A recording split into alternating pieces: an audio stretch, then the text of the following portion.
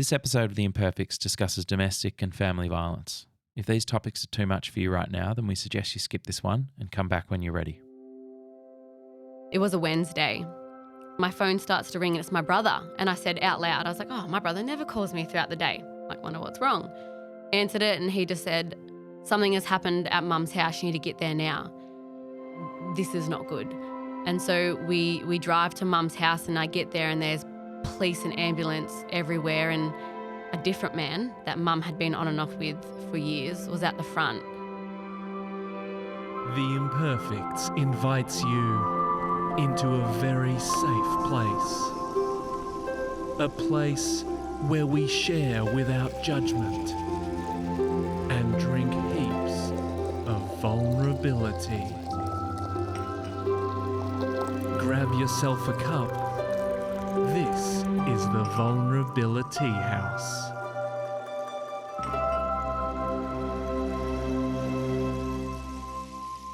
Wow, Hugh. Here we are. Josh, Courtney. This is exciting. It is. But I'm going to handball the bio to Hugh. Well, I will do the bio in a second, but I just... Handball. Thank you. Yep. Yeah. We Footy all, ref. Yep. Yeah. So you can kick it through the big sticks. Yeah, okay. Good. Thank you. Thanks so much. If I can need to tackle you to stop you talking. Yeah, good. Okay, That's good. Yeah. I won't do that though. It would be a weird thing to do. Yep. Speaking of football and tackles, we're joined by Courtney Ugle today, which is, I feel like it has been a long time coming. Mm-hmm. So we are so happy that you are here today. Oh, yeah. Thank you. I'm so stoked to be here.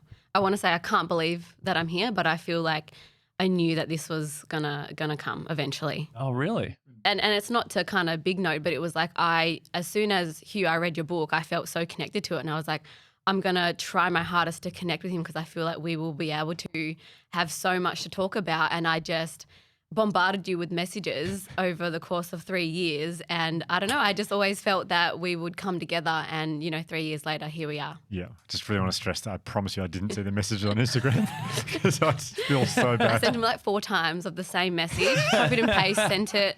And I was like, I'm going to hassle him until he sees me, until he hears me. I'm so sorry. But you did connect with Penny. And I actually remember the moment in the kitchen, after the kids had gone to bed, out of nowhere, Penny said, you have got to get Courtney on your podcast a little while ago. And here we are. I just always knew in my heart that we would connect one day. Well, it's so great you're here. I will get to your bio because I'd love people to know more about you if they don't already. So Courtney, the opening line is a beauty. Courtney is a force of nature and is determined to break the cycle of trauma for herself, her family, her community, and generations to come. Courtney is a proud Balladong. Okay, I'm gonna get this correct. Balladong Wadani Noongar woman from Bunbury, Western Australia. How'd I go there? Great job. It's Wadandi Noongar. Okay, so not a great job. But No, really good. Thank you. Try. In 2018, Courtney moved to Melbourne to pursue an opportunity with the Essendon Bombers in the VFLW, a move which she claims changed and saved her life. Football provided Courtney with a purpose and a sense of community. Her leadership skills and talent saw her promoted to co-captain of the VFLW team in 2023, the first Indigenous woman to ever fulfil this role. That must have made you very proud. I was very proud of that. Off-field, Courtney was involved in the founding of the First Nations Women's Development Program at Essendon for the AFLW and VFLW players. Courtney now plays, so you were with the Bulldogs and you are now with the Kangaroos. Mm-hmm.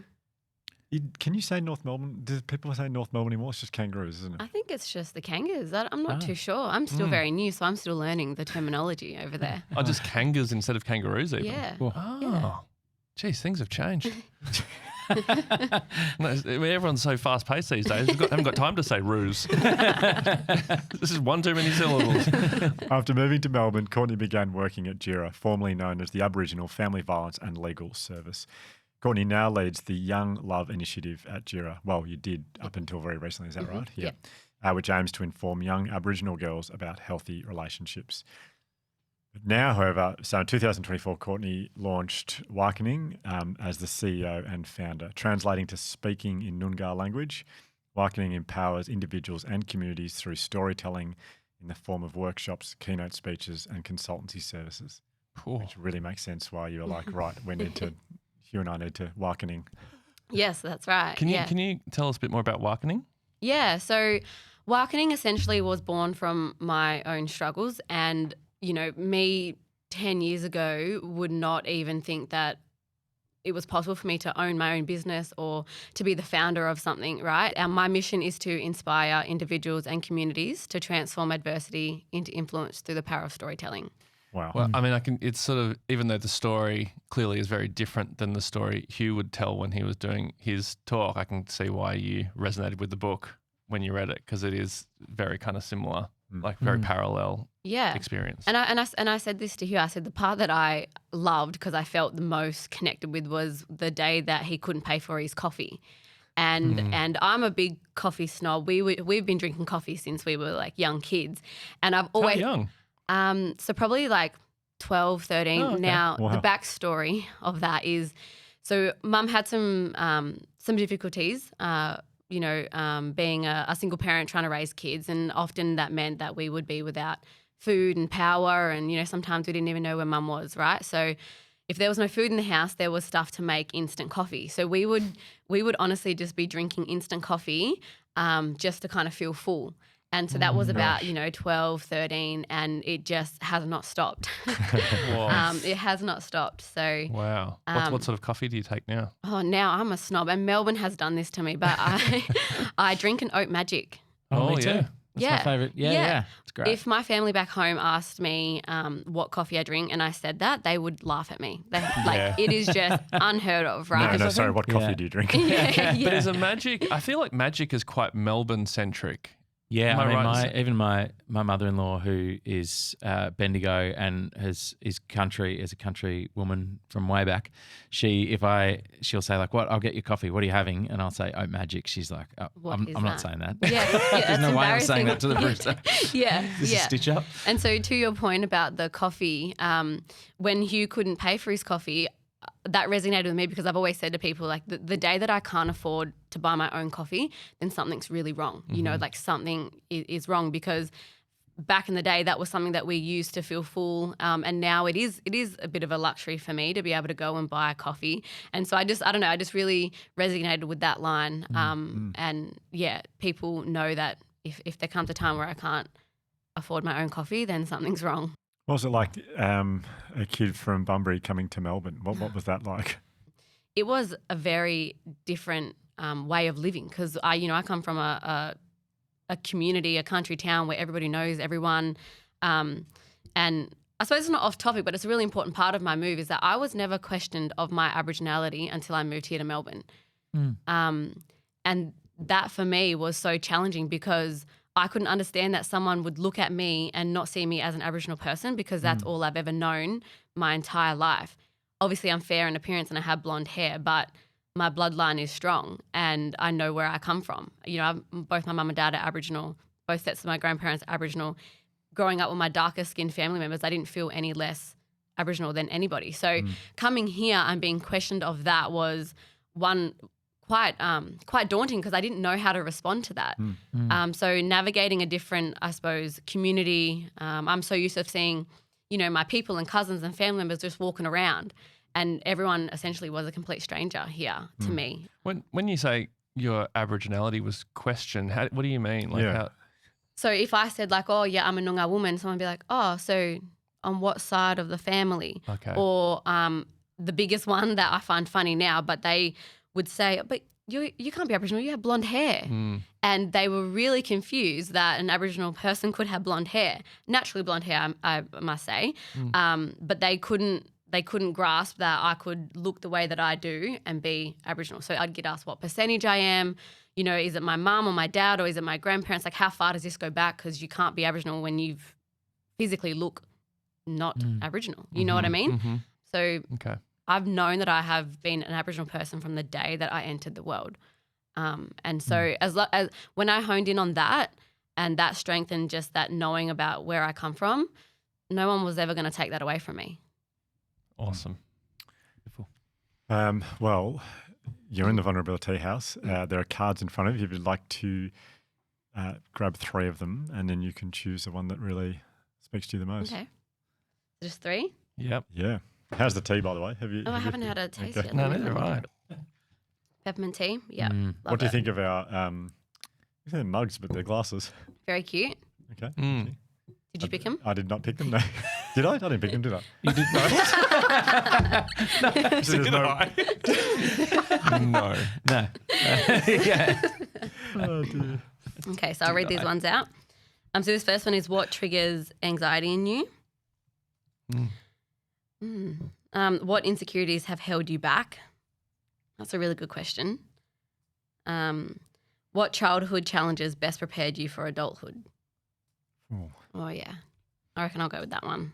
Okay. Yeah. This is interesting because at no point in my childhood when we were experiencing some pretty heavy stuff that I feel, no child should ever really experience that. But at no point did I think that this was a lesson that I was going to be taught or that I was going to take into my adult life. Because when you are a young adolescent, a young teenager, and you are wondering where is your next meal coming from? How come we don't have any lights on? The power bill hasn't been paid. You don't think that what you're learning is going to carry off into your adult life. No.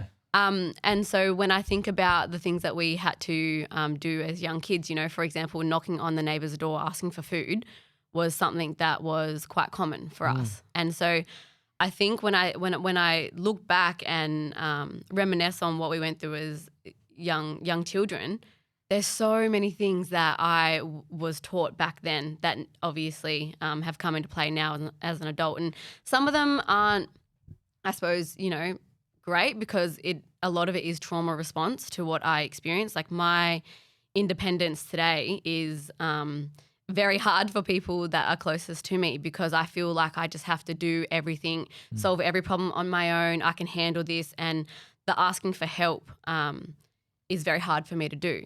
Oh, that's interesting. It's hard for you to ask for help, even though that was such a big part of your childhood. That's right. Yeah. Mm-hmm. Yeah. And as a child, we had a lot of different people, random people, teachers from our school that came to our aid a lot of the time. But learning to figure things out on my own is one of my great qualities, but also can be very detrimental because I can suffer in silence trying to figure something out when all I needed to do is just ask for help. So this is something I'm trying to learn, right? So my mum had a lot of battles with drugs and alcohol. And for a long time, as a young child, she wasn't someone that I idolized or wanted to be like. It only now as an adult that she had the qualities that I possess today, and the being kind and not judging anyone, the book by its cover. Sharing, Mum used to say, sharing is caring. So the ability to share with people, the ability to open up your heart and your mind, like all these things that I now have today are because of my mum, but I didn't recognize them or know them at the time. And so she wasn't someone I idolized or wanted to be like back then. But now, I'm so proud to be her daughter because the qualities that I have come from my mum. And it's so crazy. Almost like you can see your mum and probably your whole life, I'm assuming, but as an adult, you see life through a different lens. Absolutely. And you have different experiences. Yeah. And I think one of the best lines she ever said was one day you'll understand. And as I sit here today, I understand. But with mum's struggles, her ability to still help others, she would give you the clothes of her back if it meant that you were okay. While she went without, I didn't see that as something that was a good quality back then, because it was why would you give that person something and now you've got nothing, And so mum taught me so much about life in some really weird and messed up ways even, but I find myself thinking, shit, I'm like this because of my mum. Can you talk a bit more about the things that she did struggle with? What were you've mentioned a couple of times that she had struggles. What were they, or what they look like through your eyes? Yeah. So I'll only share my stories. I don't like to speak for others because I think that's their story to tell. So I'll come in from a child perspective. So growing up, my mum, she was abused by every single partner that came into the house. Physically, mentally, emotionally, financially. And again, we didn't know those big words back in the day. We just knew that our mum would be violently abused by these men that came in. Would you witness that? Yeah, yeah. Oh my God. Yeah. And how old? How old were you? I reckon from 5 years upwards. Mm-hmm. Yeah, until I was 19 years old. I can't think of anything more scary as a child. It was so scary, so scary. And again, like reflecting on a lot of those times, I think, you know, you push a lot of your memories back into your mind, or you suppress it, right? And it comes up in weird ways and comes out in your physical appearance, like how you respond to certain triggers. And I do share this story when I'm comfortable. So when I say mum was abused by every single man, like every single man. But I remember this one time, it was mum's birthday, and it was just, I was the only child there. It was mum and her partner, and they were sitting around the table like this, and they were having a few drinks. And how old are you, sorry? I would have been 11 or 12, Okay, I think. 12, yeah. And so we're sitting around, and mum had said to her partner at the time, we should go down to the pub, have a few drinks, like have some dinner there. And he didn't like this, and so he leant over the table with a cigarette and burnt her on the cheek with the smoke. And I remember she had this big mark on her face for so long. Anyway, they were arguing that night, and I was asleep, and it would have been about 3 o'clock in the morning, and mum comes in to me and she's whispering, she's like, babe, like, we need to go. And I'm thinking, what? Like, what do you mean? She's like, we can't go out the door. We have to go out on the side. And this apartment that we're in was a 2-story complex. And she was like, we have to jump off the balcony. And so I'm just listening to mum. I'm just doing whatever mum's telling me to do. So we open up the door, the sliding door, and mum jumps off. And she's like, come on, baby, come. You have to jump. How high up are you? It was 2 flats, like 2 stories up. And so I jump and we land, like mum's trying to catch me, and we land on the floor. And we go to this little bush area, and she lit a smoke and she got a phone.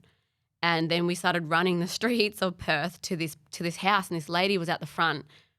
She had the car on and the door open, and I remember she looked so familiar, and she was the mother of my little friend that I used to play with at the park across the road. And so now when I think about this and I reflect, like mum had that planned, like it was organised, and I think like I was so terrified. I couldn't imagine my mum, right, and how she felt. And this wasn't the first time that she'd been in a situation like that. And she just would have hated that she had one of her babies with her during this time. But that's just one story. There are so many more. Wow. Oh my God. What happens to you in the few weeks after that? Like in the coming days, or are you just?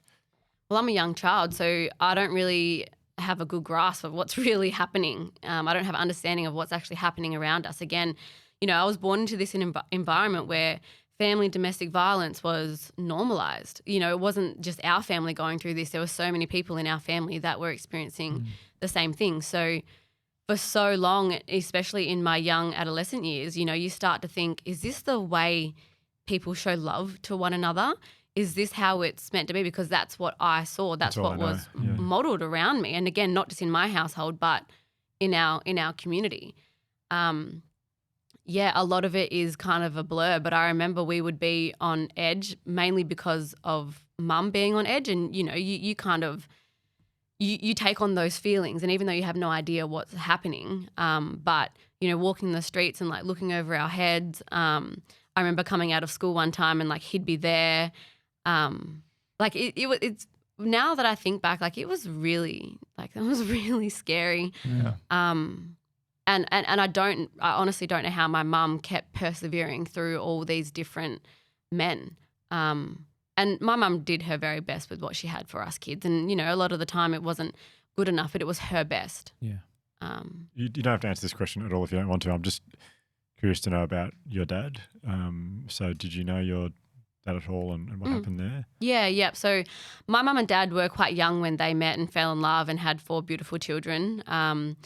They split up when I was about 3 or 4 years old, so I don't actually have a lot of memories of mum and dad being together. My older 2 siblings do, and they have a lot of their own stories that are theirs to tell. But what I will say is that when they separated, we were not necessarily kept from that side of the family. Like we still went up and visited on school holidays. We even lived with Dad for a little while and got enrolled in school. And a lot of the memories that I do have with Dad, you know, involved alcohol. And that was just normal. Like it was just normal for Dad to have a drink every night. But when I was 11 years old, my dad lost his life. So quite early on in my childhood, we experienced grief, loss, trauma. Again, no idea what those words meant back then, but all I knew was I didn't have a dad anymore. How did you find out? Do you remember? Do you have a memory of someone coming to tell you that, or? Yeah, I do. I actually, I was sleeping over at a cousin's house that night, and I remember walking back to where I was staying, and Mum, my pop, and my brother were out the front, and I remember seeing my brother crying, and Mum just walks up to me, and she just said, "Your dad's passed away," and then we just embraced in a hug and was crying again. You know, I was 11 or 12, so you don't really understand what's happening. All you just know is that your dad is not here anymore. Do you remember the last time you saw him before he passed away? I've actually never been asked that question, you know. Mm. No, I don't know. The only thing that my mind goes back to was when we actually had a stint living with Dad, and it was like time to go back to Mum's. So I remember being in the car driving away, like waving at him, but I honestly can't remember if that was the last time that I saw him. You know, that's going on 17 years It's a long now. time ago, yeah. Like I've lived longer without my dad than I have with him. Mm. Is that hard to say?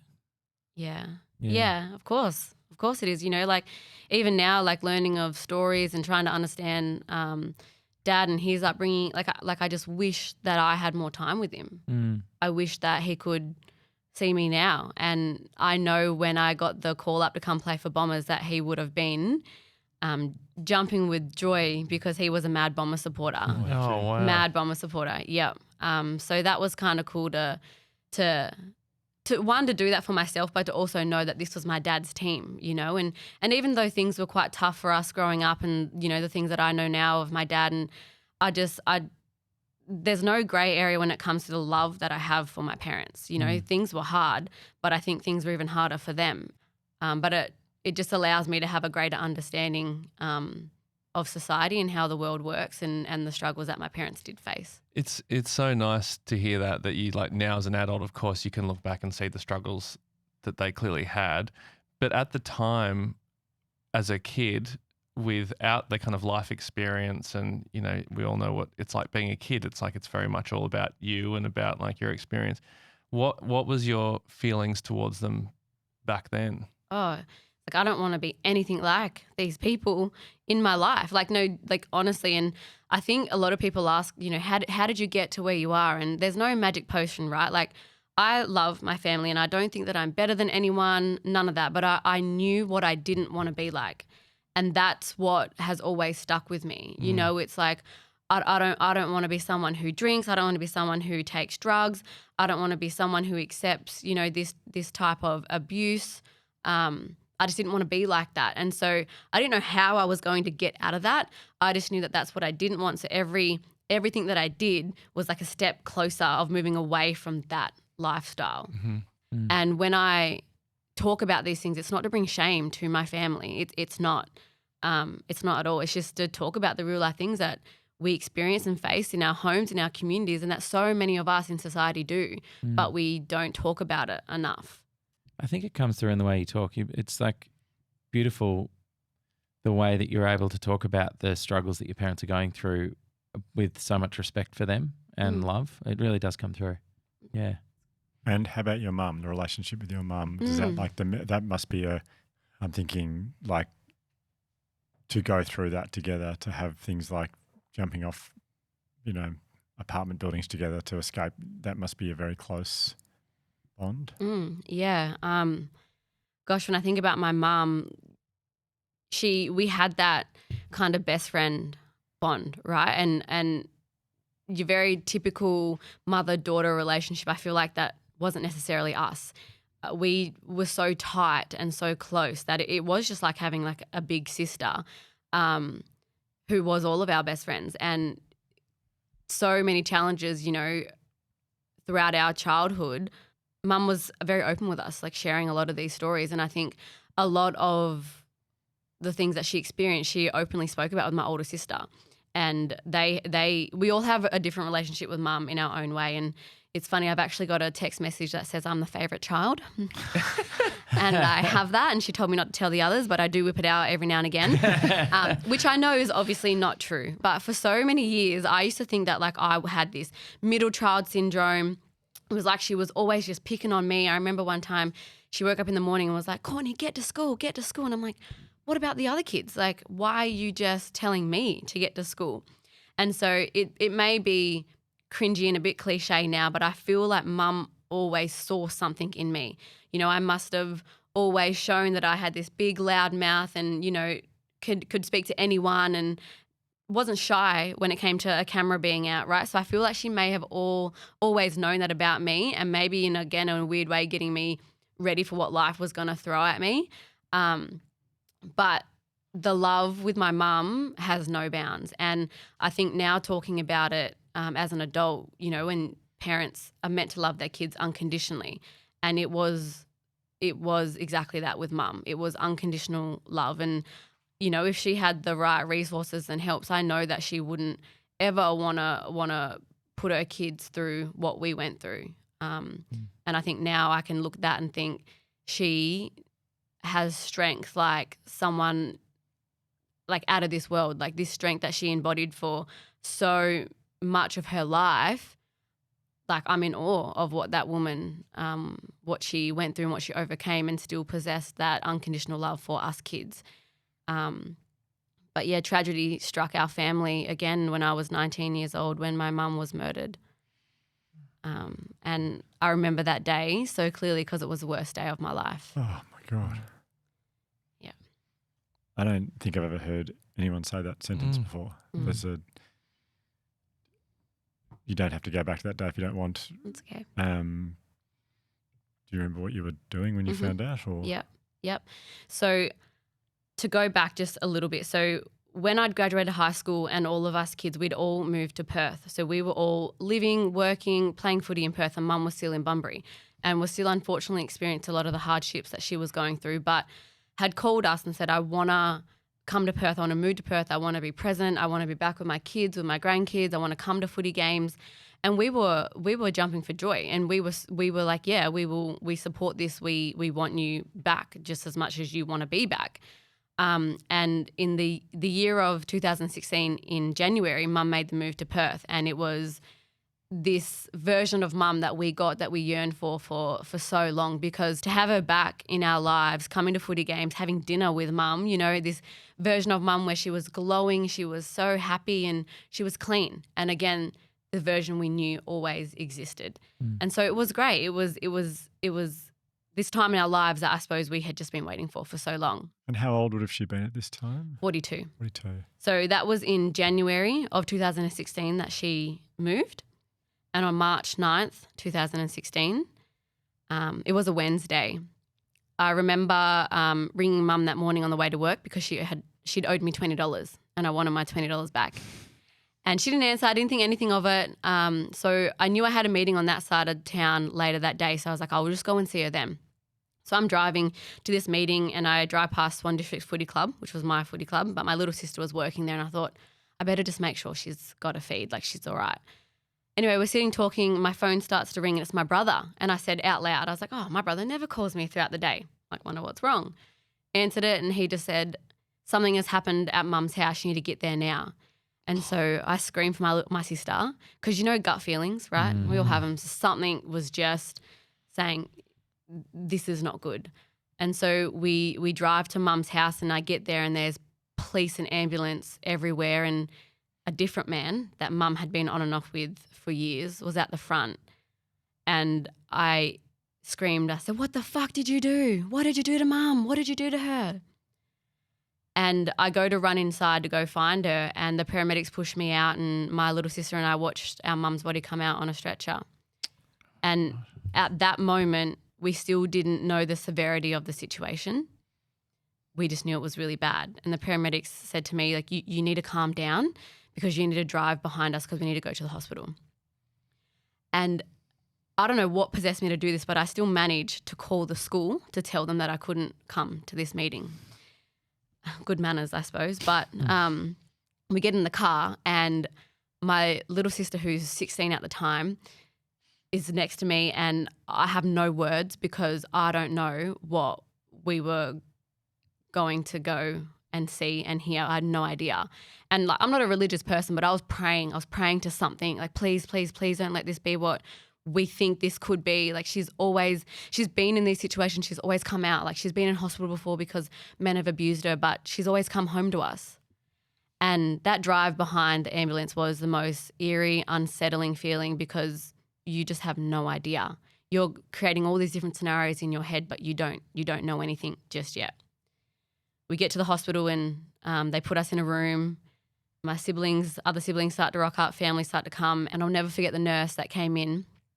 She was shaking and she had tears rolling down her face. And she just said the paramedics did everything that they could, but your mum has passed away.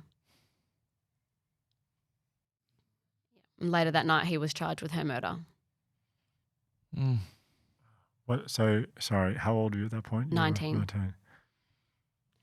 Oh, it's beyond words, really, isn't it? That's horrible. It's so interesting because when people say, well, like, what happened next? Like, I don't know, because so much of what came next was such a blur, like, to me. And learning about how we as humans can disassociate ourselves. Obviously, we don't mean to do it, but for so long after that period of my life, like, I feel like I didn't even exist. I didn't even know what I was doing, or I don't remember a lot of, because I just, like, as a 19-year-old, where do you go from there?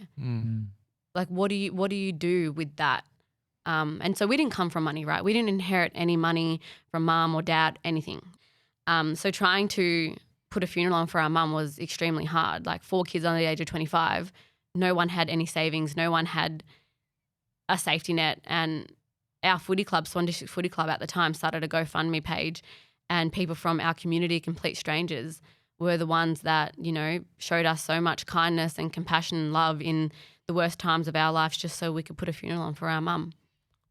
Thank you for, I just can't believe you're able to share that story with us. It's so incredible you can do that. So thank you, because I know that I can't even begin to imagine how hard that is. Is there a memory of like the feeling you have, whether it's in the hospital or when you go home that night, of like, do you remember the overriding emotion or the primary emotion that you had at that time? This is a good question, because I vividly remember this as well. So where I was living at the time was in a suburb called Ellenbrook, and my brother was living just maybe 10 minutes down the road. And I don't think I slept that night, but I remember driving back to my brother's house that morning, and I was driving and I was screaming in the car by myself, like screaming like, why? No, like why has this happened? Like punching my steering wheel and just like screaming hysterically by myself in the car. Oh yeah, I feel like I haven't screamed like that since that day. But I just remember like just screaming so loud and just asking why? And I still feel I feel that pain today. I just don't scream. How old are you now? I am 28. 28. That the yelling in the car is just so angry, and then the fact that you haven't yelled like that in 9 years, because what do you think is that is? Like I don't want to say I bottle things up, because I talk very openly about this, you know, but I was someone that for a long time didn't feel like I needed some kind of professional help, because footy was the escape, was, you know, a place where I felt normal and it was safe and I could be okay navigating my reality. And I think as I've gotten older, I have really honed in on that grief and joy can coexist, right? And it's been 9 years since I've lost my mum, and I still feel like I've got so much healing to go, because I was stuck in this survival mode, right? It was like, all right, well, I'm still bent on that not wanting to be my lifestyle. And I did make a decision that I wasn't going to let this define me in a negative way. And so there's probably a bit of avoidance along the years as well, just being like, no, like this is okay. Like obviously I can't change what's happened, but I still want a life to live. And I probably hadn't allowed myself to really grieve and mourn the loss of my mum, because I was pretty determined that it wasn't going to define me in a negative way. Feels like you had this sense of I'm going to keep moving forward, Yeah. which is so understandable. I completely understand that.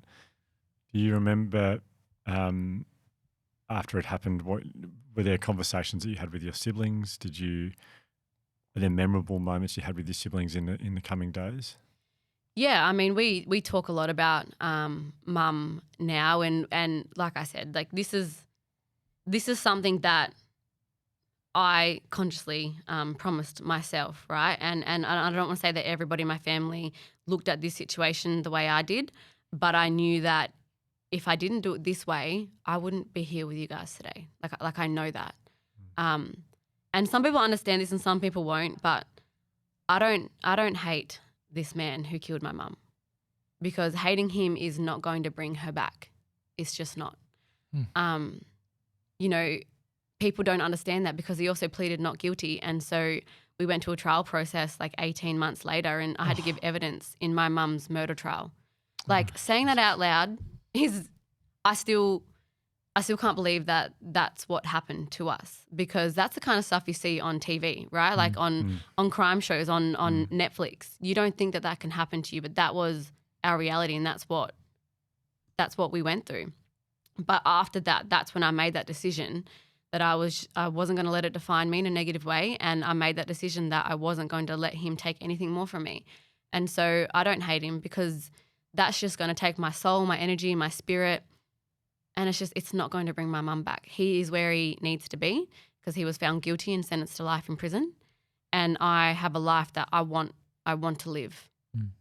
That's extraordinary. It is extraordinary. Truly extraordinary. Your mum would be so unbelievably proud. Thank you. I hope so. Yeah. Before, you beautifully said that you're not religious, but you're praying to a higher power in the car. What was it? Honestly, I don't know, but I've always believed, you know, that there is a world beyond us here. And you know, being Aboriginal people, we are very spiritual. We're very connected to the land, to the dream time, to our dreaming. And so I suppose it was, you know, calling out to my people, to my old people, to my ancestors. But that's just us as you know, a culture. We are very connected to this land that we come from. You know, we come from our mother, and when we go back to our mother. And so I suppose I was just screaming out to my old people and to try to gain some understanding of like what was happening and why this was happening, and to help me. When you're driving past where your sister worked, and you thought, I'll just check to see if she's got a feed, I think you said. Yeah. You obviously care so much for your sister and to look out for her. Did you think about your sister when you were told what had happened to your mum? Yeah, I mean, my younger sister and I navigated through so much hurt and trauma and really just crazy times of like wondering where our next feed was going to come from, right? So that we were really close growing up, but the relationship we have now is so powerful. Like I wouldn't be here if it weren't for that bond that I have with them. But everything I did, I thought about Madison in that. I'm going to get emotional. So before this happened, right, so going back to Madison's 16th birthday, I was living in Perth. Madison was still there at the time, and I drove down. We had this big party at the house, and Mum was in a state that we just had never seen, you know, before, and it was horrible. It was really scary. And I remember that next morning when I was ready to go back to Perth, I said to Maddie, I can't leave you here. I can't leave you here. This is not right. And at that time, I was actually living in my friend's storage unit that I created into a bedroom. And I had no idea what we were going to do, but I just said, Maddie, pack some things because you're coming with me. And she came and stayed with me in Perth in our storage unit for some time until some adults kind of stepped in and said, like, we need to kind of give you some help and offer you some support. And we all have our own little families who kind of took us in for periods of time, right, and who we are extremely close with and are very much our family. But going back to the question about my sister, she she was the first thought of everything that I did. Even after we lost mum and moving to Melbourne, it was like so selfish of me to do, because all I was thinking about was like, I'm going to leave my little sister. Like, what is she going to do? But I knew I had to do this not only for me, but like for them and for her. And she is someone who has suffered a great amount. And she doesn't speak about it a lot because she never wants people to feel sorry for her. She's never been one to play victim, but the strength that she has, she's a mother now, and watching her be a mother has been the greatest thing to witness. Like, she is the best mum. And I've often said to her, I was like, I wish you were my mum, you know, like watching you the way that you are with her baby, who I call my son too, again, just shows me that the love that mum had for all of us comes out, and it's shown in the way that she loves her boy. And it's been the greatest thing to witness, because she's overcome some really dark, scary times, and I couldn't be more proud of her. She sounds amazing. She's unreal. She is. And my sister too, my older sister Sky, our rock, back then and today, like, these women are like my backbone. Like, they are. I wouldn't be here if it weren't for my sisters. They are quite literally the backbone of me. The why, that it's incredibly powerful, that image of you in the car. I'm struck by the way you were talking about your mum in the months before she was murdered. This glowing woman who was living the best version of her life, and that you got those months together, is part of the why, because you felt like you were potentially past this risk happening? Yeah, I mean, like, the why, it just seemed for so much of our lives, it was like this red tape. There was always something, you know. It wasn't necessarily like normal for us to sit down and have a family dinner together. That just wasn't how things were the way we grew up, right? And so for mum to leave everything that she'd done and known and make this big scary choice to want to better her life and have that relationship back with her kids, like, we were so proud of her, and it was like, oh my God, this is what we've always wanted, you know. And seeing mum for those, you know, 2 and a bit months, I remember she was volunteering down at the Salvos, and I went down to see her, and she grabbed my hand and she was introducing me to everyone. She was like, this is my footy star. Sorry.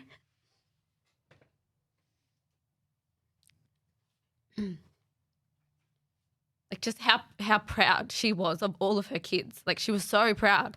And she'd always say, like, I must have done something right because I've got 4 beautiful kids. She'd call us like her awesome foursome. And then to see her with her grandkids, with my brother's kids, you know, like they were just the light of her lives. And so to see her make these changes with essentially everything against her, we couldn't have been more proud for that to only then be taken away. And this man that she'd been on and off with for years, like, he'd only come back and lived in the house with mum for 2 weeks. So 2 weeks was kind of all it took, you know? Well, you talk about how proud she was of you, but it sounds like that pride is matched. Yeah. Yeah. And again, you know, hindsight, and you wish I could have said this and that, but like, I wish that I had said that more often to her. And I try not to get stuck in that, you know, those things, because I was a young kid, you know, experiencing a lot of those things, and I don't want to disregard my feelings as a young child. But when I think about who I've become today, so much of that is because of my mum. She was our biggest supporter, our biggest cheerleader.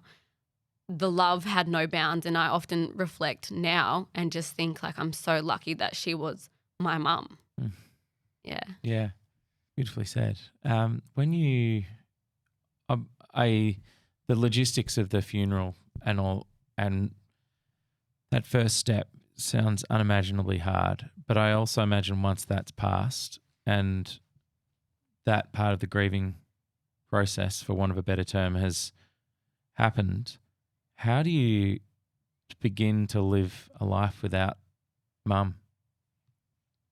I still ask myself that today. You know, it was just her anniversary a couple of days ago, and I think like how have I lived this life without her? And there's so many things that I have now, and it's not about materialistic things, but growing up, you know, you'd wish someone would come and save you. You wish you had this, you wish you had that.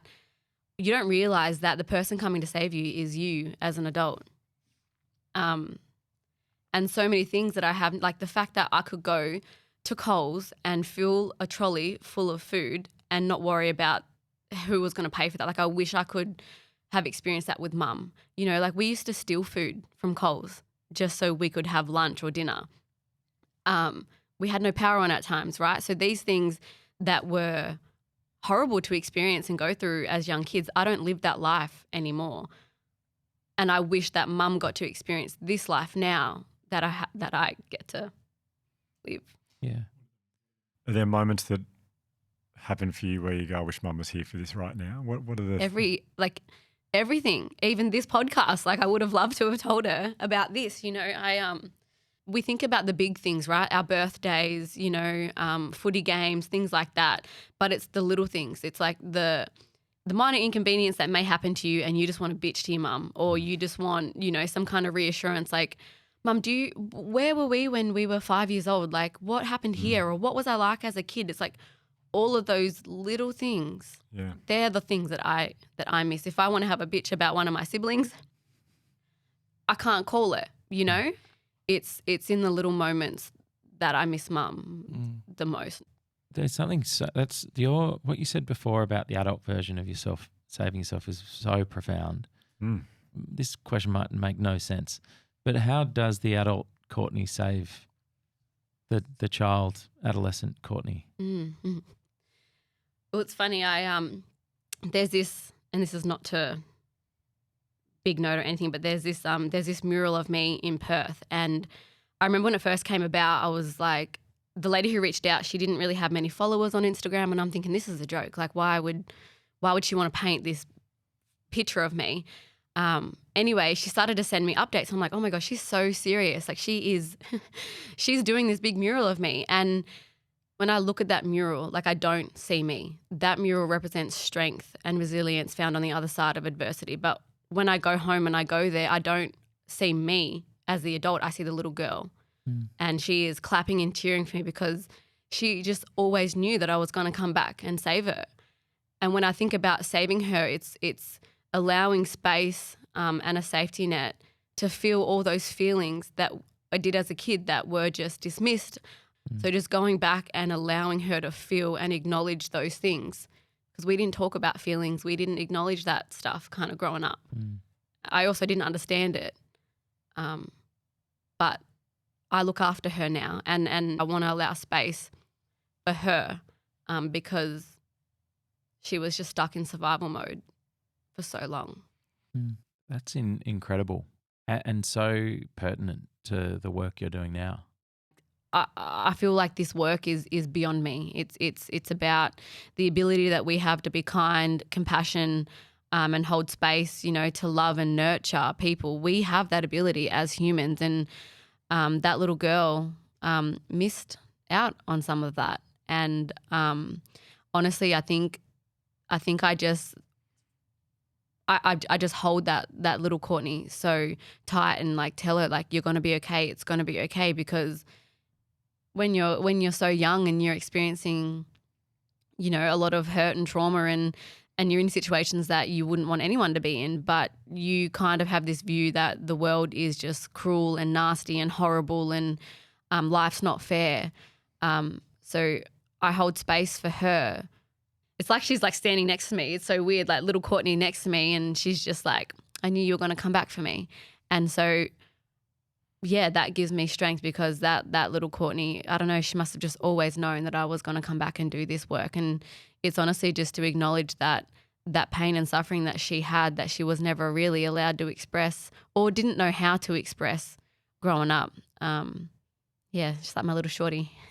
I don't know if you're able to hear. I don't know if you're able to hear yourself today and hear what you're saying. But do you feel proud of yourself? Or no, sorry, I'll ask a more direct question. Do you love yourself? Like when you look back on it and you go, gosh, I'm so much love for myself. Yeah, absolutely. Now, for sure. In the mix of it, probably not. But it's only now that I can sit down and really look at the way that I have been able to navigate life without mum and dad, and to learn that grief and joy can coexist, and to learn to, shift away from the feeling guilty of living life, because it's like, how can I live life without my parents? Like, how can I still enjoy these things? But like I said, they are alive in me, and I know that they wouldn't want me to play victim. Like, I don't think I'm a victim. I feel like I am one of the luckiest people out there, because the way that I can see the world, obviously, is that very much glass half full mentality. And I didn't just come up with this on my own. Like, this took some time to get to where I am, because if it was easy, we all would look at life with the glass half full. We would all be able to overcome, the challenges that we face. It is hard, but it's not impossible. And that's just what I want to show the world, that we aren't what has happened to us, and we do have the inherent ability to change the course of our lives if we want to. Especially in my community, we talk a lot about the intergenerational trauma that has been passed down and that lives within us, which is true, but so does strength and resilience. We belong to the longest living culture in the world. And so I hone in more on that side. I think as an adult, I can see all of those battles that, a lot of my family tried to fight but didn't win, and could have been a lack of resources, understanding, education, knowledge. But me as an adult now, I can see that. And that's why I'm working so hard to really try and break this cycle. I often say, like, trauma ran in my family until it ran into me. And Wow. And so That's good. this work is all for my future kids, all my nieces and nephews, my wider family, because we're not meant to experience this type of trauma. But when it's what you've known and you also don't know how to get better, you just accept that, right? But I'm here to try and shift that narrative and to show my people that we aren't what has happened to us, and we can and we do have the ability to change the course of our lives. Because trauma, what I've learned, is not the actual event that happens, it's what happens inside of you. That's what trauma is. And the only good thing about trauma is that you can heal it at any time.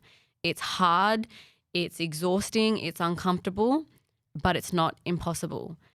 And yeah, I look back and it's hard for me to say out loud, but I am proud of myself. And I'm sure your mum would be incredibly proud as well. Do you still feel a connection with her? It's funny because when we had to tidy mum's house up after everything kind of settled down, I remember walking in and there was $20 on the bench and she owed me $20. Remember, I rang her that morning for $20. And so I pocketed that, right? Yeah. But what was also left behind was this handwritten quote by mum, and it reads, "Sometimes when things are falling apart, they may actually be falling into place." Oh my God. Wow. Hang on, that was just written somewhere. That was mum's handwriting, written and left in the house. And so I've got, my older sister has the physical copy of it, but I've got photos of it. And so when I think the world is against me, I don't know, I just refer back to that and think, no, this is teaching me something. Might be a bit uncomfortable right now, but there's a lesson in what's happening right now. Wow. Like, I've even got it tattooed on me just because it's a nice just reminder from mum that, like, I will be okay. I will be okay. When you say you've done a lot or to get there, and I cannot even begin to imagine what the things you've done, but I would love to hear if there are things or people or actions or moments along the way that come to mind that have allowed you to get to this point of incredible resilience and perspective and hope. Definitely the people. It's the people that I've met. You know, there's a person that comes to mind when you ask that question, and it was it was my first coach at Bombers, Brendan Major. He is a neuroscientist. I'm pretty sure that's his title. Very smart, knows a lot about the brain. But it wasn't until that I started to create a relationship with him and a connection with him that I then kind of let him in to what my life was like, that he was kind of mortified in a sense. It was like, oh my God, you go through this, you experience this. And so then to also have someone on the other side help me navigate the things that I was experiencing, that I was feeling, helping me kind of unpack what trauma does to us, and our nervous system. And he really opened my eyes up to me realizing that, like, there's nothing wrong with me. And I was just dealing and carrying so much heaviness and grief and trauma that he probably was the one who kickstarted the idea of, like, you could probably really benefit from talking with someone to help understand what you're feeling, what you've gone through, what you're going through. He hasn't been my coach for a couple of years now, but we still speak weekly, and I'm so thankful for him. But he's only one little speckle. There are so many other people that have been so influential and had such an impact on my life that have helped me navigate this world. I've always said that all coaches should be neuroscientists. I feel like that's a really such a helpful trait as a coach. Yeah. I imagine for myself, if I'd experienced what you'd experienced, especially thinking about some of these men that were in your life as a child, it would be really hard to see goodness in people. Has that been a challenge, and what does it mean? What does the phrase like the goodness or the kindness, or what does that mean to you when you think about that? Yeah. In people? Probably some of my closest people would say that this is to my detriment, but I really do try to see the good in everyone. And what that has meant for me is getting hurt a few times before I realize, okay, I can't accept this kind of behavior anymore. But that's after, giving these people that have showed me, some kind of negativity or quite abusive in ways as well. I've still allowed that, the potential for them to show me good. I've allowed that to happen. I'm not sure if you're talking about like romantic relationships there. I feel like that must be a very challenging thing for you to, and it's a very personal question, so you can completely just say I'm not answering that. But what you've seen and experienced your entire life, I feel like romantic relationships must be a very challenging thing for you. Yeah, definitely. Growing up, probably allowed a lot of things to kind of happen again because it was considered normal, like young, boyfriends and being really jealous and possessive. Back in the day, like that was cute. Like, oh, he really cares for me. He really loves me. He doesn't want me hanging out with these people. He's protecting me. And I didn't know any better. So that for me growing up was something that I allowed purely because I wasn't educated and I didn't understand what was considered healthy and unhealthy in relationships, right?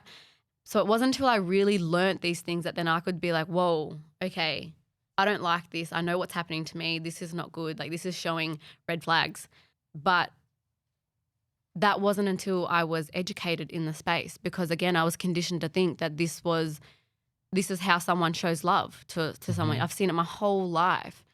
I think that's obviously a very, very common hopefully learning, which is that just because he, often he doesn't want me to see these people or hang out with this guy, or they get in trouble when they speak to some guy or even look at a guy, that can be misconstrued as like love and care. Absolutely. But it's obviously not. But are you able to explain like what you've learnt about that? And just because I think there'll be people who'd be listening and they know it's wrong and they know it doesn't feel right, but maybe aren't sure why. Yeah.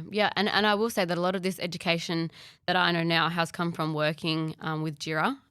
They have been incredible. So what I've learned, like that abuse is fueled by somebody wanting to control and manipulate another person. Now, this can extend beyond your intimate partner. This can friends, family, anyone that you have a relationship with. And again, these little signs of jealousy, possessiveness, it can be done in ways where it's so confusing to think that this is actually manipulation or I'm being gaslit here.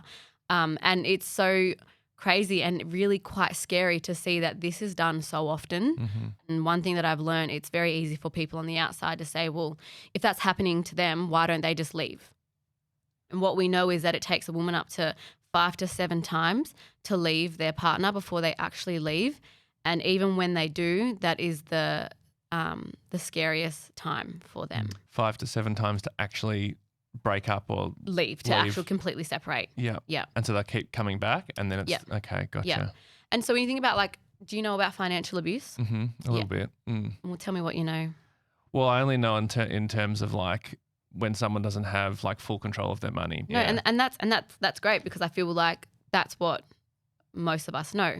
So if somebody is being financially abused, imagine, right, they've got control of all finances. You may get an allowance, and imagine that woman keeping that allowance hidden somewhere where this person has no idea that that's been hidden, and they've got to save that over months to years, whatever it may look like. But if they've got them 3 kids with them and they're trying to escape this abusive household, if they've got no car, they've got no money to get in a taxi to drive to take them to a family member's house, it's actually quite hard for someone to just up and leave when they literally can't even feed their kids, right? Because they have no money. And presumably that's kind of the point of the abuse. That's right. Is that it's control. It controls them to not be able to take that, and that's action. exactly right. Yeah. And so abuse doesn't always, it's not always physical. You know, the fear that instills in that person is so scary, and that's why it takes someone up to 5 to 7 times to leave before they actually do, because they have been plotting and planning this for so long. And when we speak about Aboriginal women, so we are 36 times more likely to be hospitalised as a result of family and domestic violence, and we are 11 times more likely to be killed as a result of family and domestic violence. 11 times more likely. Yeah. Now, when I speak about, gender-based violence, I speak and advocate for all women, but I represent Aboriginal women, right? And we are so marginalised in this space. It's really quite scary. But we aren't just numbers. We are the grandmothers, we are the mothers, we are the daughters, we are the sisters. And I think often that gets missed when we talk about this, right? Because it's really easy to throw around stats. But when I try to explain it to my friend, so if I'm sitting here with a group of my friends, if one of us was experiencing abuse, I would say to them, okay, so do you have a mum and dad, a safe space, a home that you could just go to right now? And they would all say yes. But I couldn't, right? Do you have a safety net of money that you could access right now that will set you up somewhere else?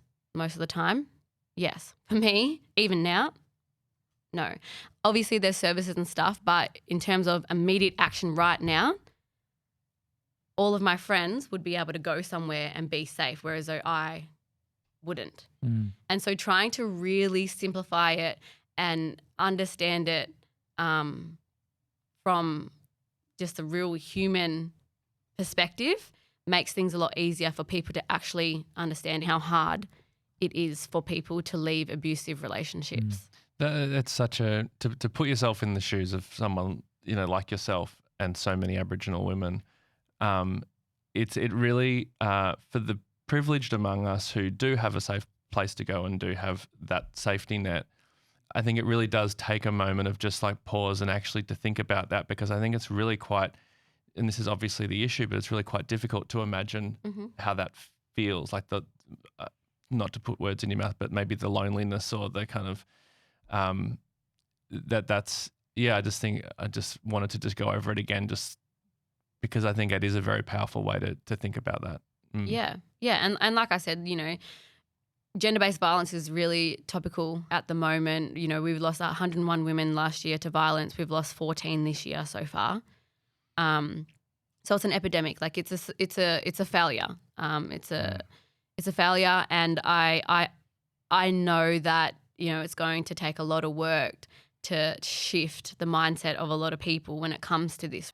But I think if we have these open conversations about it, like the real life shit, right? Like not the stuff that you'll read from a book, like real life lived experience to gain a greater understanding from society, like how hard it actually is. And I also want to acknowledge violence can go both ways. But when we're talking about this, it is gendered based, because it is mostly our men that are killing our women. And it's really scary to see those numbers rise and continue to rise. But I think if we as a society can understand it, like truly understand it, I don't know. I have hope that we can create, safer communities, for our kids, but it's gonna take a lot of work, and we need everybody to want to be a part of this shift and this change. Yep. Yeah. You mentioned before that you and your mother and you would talk about these violent men and situations. Mm-hmm. I can't begin to imagine how difficult those conversations must have been for her. What's your recollection of them? It wasn't necessarily, we sat down and spoke about it like this. It was acknowledged what was happening. But I remember we would all drag our mattresses into the lounge room and all sleep out there, and we would watch the show Once We're Warriors. Have you ever seen that show? Yeah. Yeah. And looking back now, it's really not funny at all, but we would all bond over that, right? Like we'd be like, oh, Mum, that's you. That's you. And Sky, you're big sister Grace who cleans up after, these big parties. And it's like these younger kids that are crying in the back, like, oh my God, Maddie, that's you and me, So it wasn't this, like, we know, and we always knew that what we were going through was horrible, right? But it's almost like we didn't see the way out. So that was just our normal. And it was so interesting now looking back that we kind of laughed and giggled over something that bonded us so close together, because after the giggles, it was like that fear and that feeling of being so scared that was literally what we saw on TV was what we were living. And, to think back at something that we kind of bonded over was also the very thing that took our mum away from us. But in terms of asking Mum questions about certain things, that wasn't necessarily the case, because it was just, again, it was like normalized, right? Like it was just like this incident would happen where Mum would get violently abused, and we would see that, but then we'd come together and sleep in the room together and just hold each other close almost until like the next incident happened. So it wasn't necessarily like a sit down, talk to me how you're feeling. It wasn't that. It was just, it was always acknowledged, and I suppose we just came together and held each other close in those moments when we could. Something that I find bad, for want of a better word, is that often when this issue is brought up, and I was thinking earlier on less about the physical violence and murders and more about situations of financial abuse and behaviour like that, it often gets talked about, I think, in a way that is adds a level of denigration to the women involved. Like it's this sort of like, how did you get yourself in this situation? Yeah. Mm-hmm. But the longer I live and the more people I meet and stories I hear, and you hear about these brilliant, strong, intelligent women who find themselves in situations with awful men like this. And I just want to sort of say that it doesn't discriminate. Absolutely not. For who you are or where you've come from or it's not the fault of the woman. No. Because I think it's sometimes not explicitly said, but implied in the way it's discussed. Absolutely. And it's interesting. I didn't know whether I was going to go here with this comment, but the idea that people can still be perpetrators, but then the expectation that we should just as a society let them come back to community and to settle in. So I believe in rehabilitation, right? I believe in people being held to the full account when they perpetrate. But what also is quite scary is the people who can make decisions for perpetrators to come back in, to play footy, to walking around in community, is quite scary because, recently there was a comment made like guys, I just want, from a white man sitting across from a group of women, telling them, well, just remember, guys, like he didn't physically abuse anyone. It was everything else, but he didn't physically abuse anyone. So just because he didn't physically hurt anyone, that we should all be fine and okay with this person kind of being here. And that to me makes me so angry that he was okay to justify this person's behaviour and let it be known to the wider female community that they need to be okay with it. I'm like, why do we continually have to make space for perpetrators? Like, what about the victims, right? Like, football is a place where so many of us come together, we bond over. But when it comes to these kind of issues, it's unfortunate that the lines can be blurred, because it's like, are you standing against violence against women, or are you happy for talent to mean more than integrity?